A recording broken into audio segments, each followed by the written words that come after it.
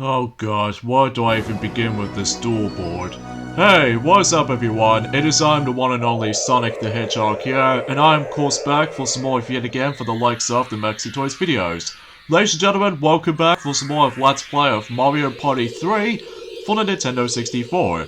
So remember last Sunday, we have managed to win through Blowhard, and now we're going to be hit on to possibly the final weekend in terms of the duel map playthroughs. And the first one of the bunch though, which is on Saturday today, and today we're going to be hit on to Mr. Mover. And Mr. Mover is perhaps one of the worst boards in the duel maps in my opinion. Probably my least favorite board in the duel maps in Mario Party 3. That's mainly because of this very annoying gimmick that we'll point it out whenever we get into it. And as you can see on screen, I'm going to be playing as Luigi on this board, just because I feel like trying to able to play as him after several parts ago, ever since in Deep Blooper C or something like that. That was the last time we actually played as Luigi. And as far as for my CPU opponents, as far as I'm concerned, I'm going to be bad for Waluigi, just because of all the rivalry and stuff like that between, you know what I mean, when it comes to opposite Luigi and stuff like that. So yeah, here's the main emphasis on this board's gimmick in terms of Mr. Mover. As you can see, we have this giant conveyor belt, and depending on what corners you ended up into, like if you're in the blue corner, you always have to go onto the left side, then on the right side for the red corner, and that conveyor belt right there.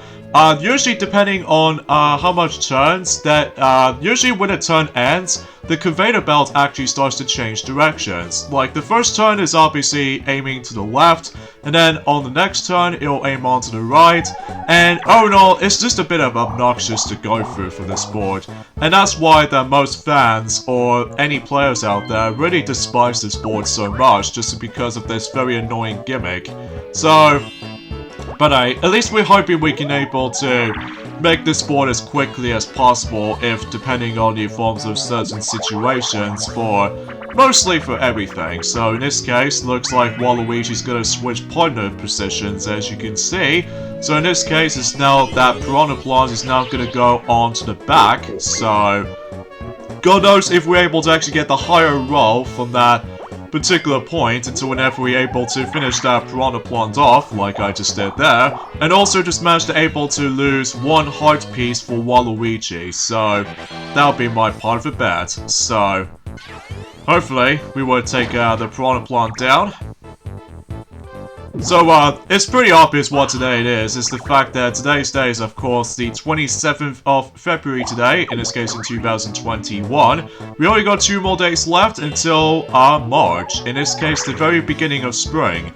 So, yeah, that seems a little bit obvious for that standpoint. So, and it looks like Waluigi's now back onto its corner, so depending if I was gonna get the higher roll, then I would be able to go ahead and finish him off.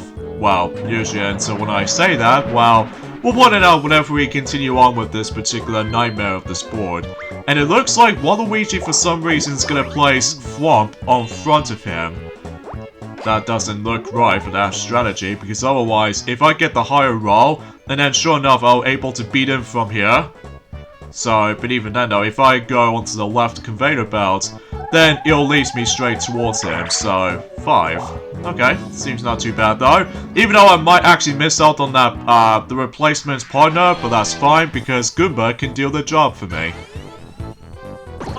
So there goes 2 heart pieces for Waluigi, seemingly to say. Of course you can able to actually go in the other ways you can go to, specifically if you really don't want to get involved with the conveyor belt or anything else like that. So of course that Thwomp is not going to do anything on me, so that's pretty useless for you.